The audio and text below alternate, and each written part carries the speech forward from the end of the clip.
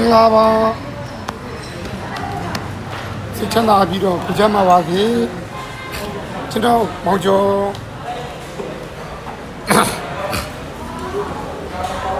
ဆိုင်ကပိတ်တော့မှာဗျဆိုင်ကခဏနေကျွန်တော်ပိတ်တော့မှာပေါ့ဆိုင်ကပိတ်တော့မှာဆိုတော့ကလေးတွေအတွက်ကျွန်တော်မနေ့ကကျွန်တော်ဆိုင်ကမန်နေဂျာ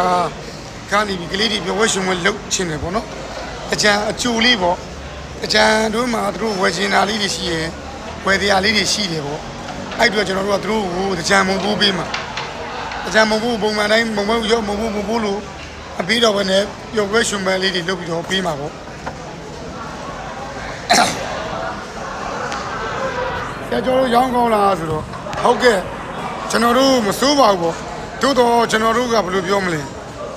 မနေ့ပိုင်းတစ်ပိုင်းပေါ့နော်နေခင်းဘက်ဆိုကျွန်တော်လူအဲပါတယ်ဗျကျွန်တော်ပူတော့အရန်ပူတဲ့ခါမှာပူချိန်တွေအရန်များတဲ့ခါမှာကျွန်တော်တို့ကအဲ့တဲ့ပါတယ်ပေါ့နော်အဲ့ကိစ္စလေးကိုတော့ကျွန်တော်ဖြည့်ရှင်းဖို့ကျွန်တော်ကြိုးစားနေတယ်ကျွန်တော်အကွင်ကန်းတွေတက်ချဲပြီးပေါ့နော်အားလေးပြပေးမယ်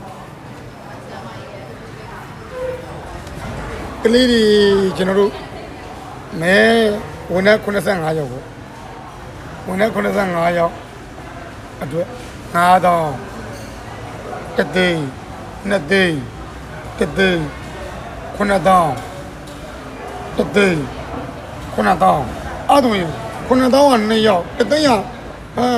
တသိန်းရဘယ်နှကွက်တော့တသိန်းရတစ်ကွက်နှစ်ကွက်သုံးကွက်တသိန်းရ3ကွက်2သိန်းရဘယ်နှကွက်2သိန်းရတစ်ကွက်3သိန်းရတစ်ကွက်9000ကတစ်ကွက်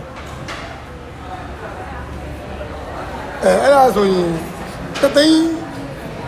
အနည်းဆုံးပေါ့နော်ဝန်သား85ရောက်တော့အနည်းဆုံးကတသိန်းအနည်းဆုံးကတသိန်းပေါ့ပြီးတော့အနည်းဆုံးတသိန်းအများဆုံး3သိန်းပေါ့ဝန်သား85ရောက်အတွက်အမှတ်ထားတဲ့တက်ကစ်ကတော့85သိန်းနဲ့သိန်း90ကျလာတော့တော့ကြမယ်ထင်တာပေါ့နော်သူက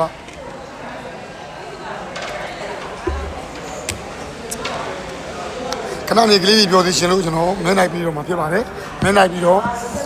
ကျွန်တော်ဆိုင်ကတော့အကျိုးအကြအချက်အကျိုးရဲ့အကြရဲ့အချက်ကပေါ့နော်3ရက်ကတော့နေတစ်ပိုင်းဖွင့်ပါတယ်အကျိုးအကြအချက်ကိုကျွန်တော်တို့12နာရီကြီးဖွင့်ပါတယ်ဆိုင်ကအတက်နေ့တော့ကျွန်တော်တို့ပိတ်ပါတယ်နှစ်စန်းတရက်နေ့ပိတ်ပါတယ်ကျွန်တော်တို့2ရက်ပိတ်ပါတယ်ခင်ဗျ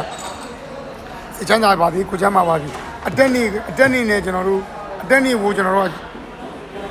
အကျိုးအကြအချက်ကိုနေတစ်ပိုင်းယူဆော့မယ်အတက်နေ့ကျတော့ဆိုင်ပိတ်ပြီးတနေ့ကုန်ယူဆော့မယ်နှစ်စန်းတရက်နေ့ကျတော့ဆိုင်တိုင်းရှင်းလုပ်ပြီးကျွန်တော်တို့ကြိုက်တီကိုဖျားသွားဖို့မှာဖြစ်ပါလိမ့်ဗျကျွန်တော်မောက်ကျော်ပါ